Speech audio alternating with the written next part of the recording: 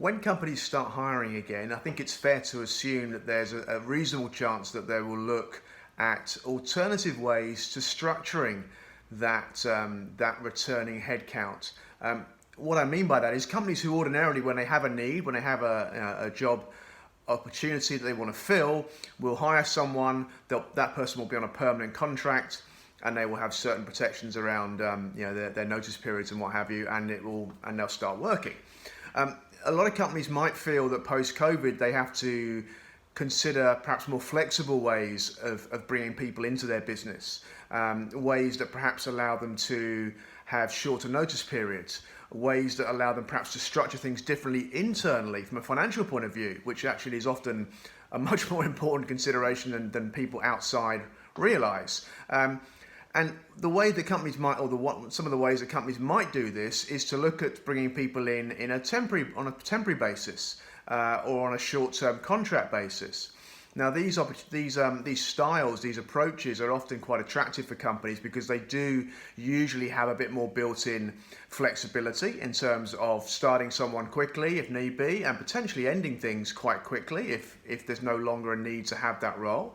And it's always lent itself very well to companies that do a lot of project work, where there's a sense of there's a finite end. We know this is going to start on this day, and we know it's going to finish somewhere around here.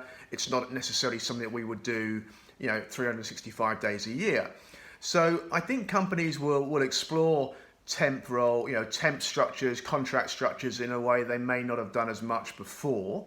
And so consequently, job seekers will probably need to be open to these different ways of working, which might be quite foreign to them. If you've never done it before, it might all seem a bit daunting.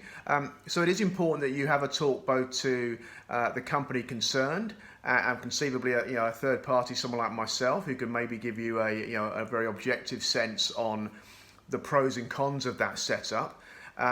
But obviously, if it's a way that your industry goes, if companies start to do more of this, then obviously it's incumbent on you really to be as flexible as you can in return, or else you might find that you don't have a lot of opportunities to pursue.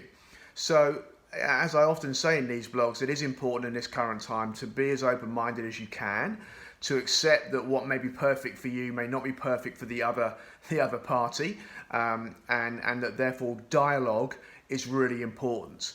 If you don't ask questions, if you don't discuss, if you don't explore, then you are potentially going to miss out on opportunities. So make sure you do your research, think things through, take guidance if necessary, and make sure that you are giving yourself every chance, if you're a company, to find the best people, and if you are an individual, to find the kind of companies and jobs that you want to step into.